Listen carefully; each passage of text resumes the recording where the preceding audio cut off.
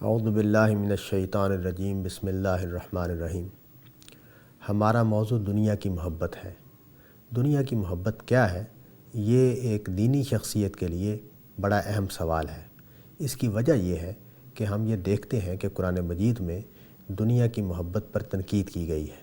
دنیا کی محبت رکھنے والوں کو کہا گیا ہے کہ وہ اس کو ٹھیک کریں اور آخرت سے اصل میں محبت کریں۔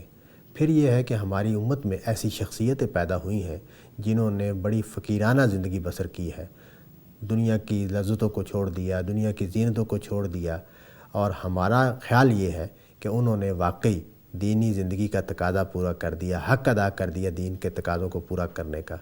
پھر پیغمبر صلی اللہ علیہ وسلم کا نمونہ بھی ہمارے سامنے ہے کہ ہم یہ دیکھتے ہیں کہ وہ کچے کمرے میں رہتے تھے، چٹائی پر سوتے تھے، جو مسجد انہوں نے بنائی وہ بھی کچی تھی اور اس میں کوئی فرش نہیں تھا۔ یہ چیزیں جو ہمیں بات بتاتی ہیں کہ فقیرانہ زندگی جو ہے وہ دینی زندگی کا اصل حسن ہے۔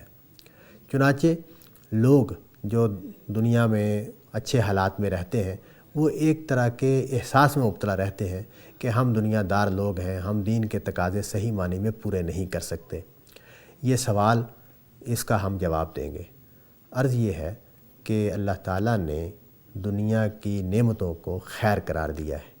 دنیا میں جو پھل پیدا کیے ہیں، دنیا میں جو نعمتیں پیدا کی ہیں، ان کو اللہ تعالیٰ نے اپنے انعامات قرار دیا ہے، یہ اپنی نعمتیں قرار دیا ہے۔ ان سے فائدہ اٹھانے کی تلقین کی ہے۔ قرآن مجید میں سورہ اعراف میں واضح طور پر کہا گیا ہے کہ وہ کون ہے جس نے اللہ کی زینتوں کو حرام قرار دے دیا ہے۔ چنانچہ اس تصور کی دین پوری طرح نفی کرتا ہے۔ اب سوال یہ ہے کہ اگر دنیا کی نعمتوں سے فائدہ اٹھانا ہے، ان کو استعمال کرنا ہے، یہ ہمارے لیے پیدا کی گئی ہیں، تو پھر وہ کیا چیز ہے جس پر تنقید کی گئی ہے؟ وہ بات یہ ہے کہ جب ہم دین پر عمل کرتے ہیں، دینی زندگی کو اختیار کرتے ہیں، تو دنیا کی مال و دولت کی چیزیں ہوں، ہماری اولاد ہو، ہمارے مکانات ہوں، ہمارے کاروبار ہوں، ان کے تقاضے اور دین کے تقاضوں میں بعض اوقات جھگڑا ہو جاتا ہے، یا بعض اوقات یہ سوال پیدا ہو جاتا ہے کہ اب کس کے تقاضے کو ترجیح دی جائے؟ دین کے تقاضے کو ترجیح دی جائے یا دنیا کے اولاد کے تقاضوں کو ترجیح دی جائے؟ تو یہاں ہمیں فیصلہ دین کے حق میں کرنا ہے۔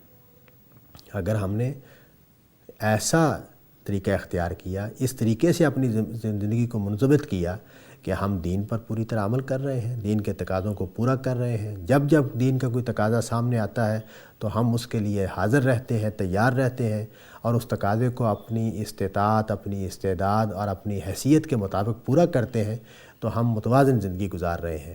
لیکن جب ہم ایسا نہیں کر پاتے اور دنیا کے تقاضوں کو ترجیح دیتے ہیں، مال و اولاد کے تقاضوں کو ترجیح دیتے ہیں، تو پھر اصل میں ہم دنیا کی محبت میں مبتلا ہیں۔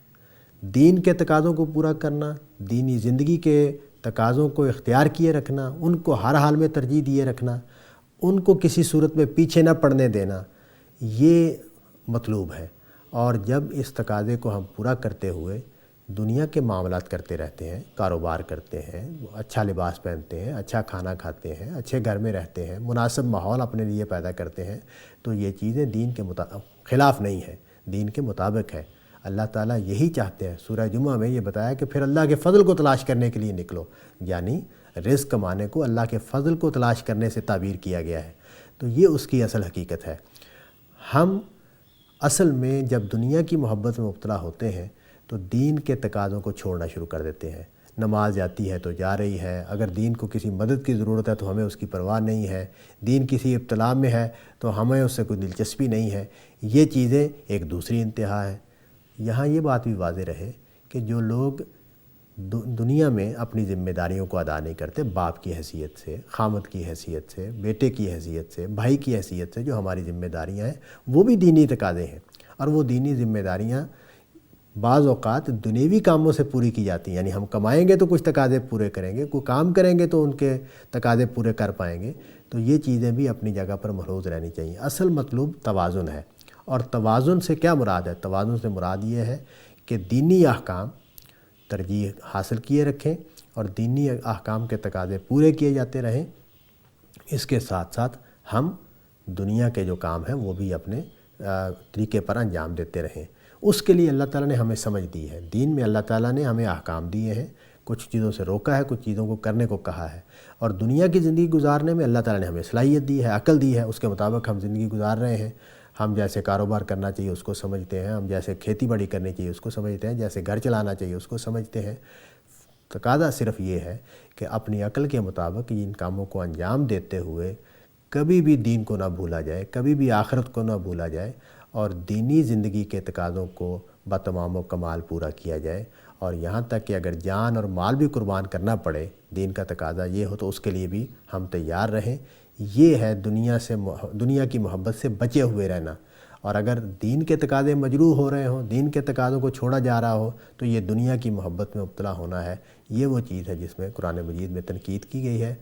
اللہ تعالیٰ سے دعا ہے کہ وہ ہمیں دنیا سے محبت سے بچائے اور دین پر عمل کرنے والا بنائے، اور ہم دین اور دنیا دونوں کے تقاضوں کو ایک توازن کے ساتھ پورا کرنے والے بنیں۔ وآخر دعوانا ان الحمد للہ رب العالمین۔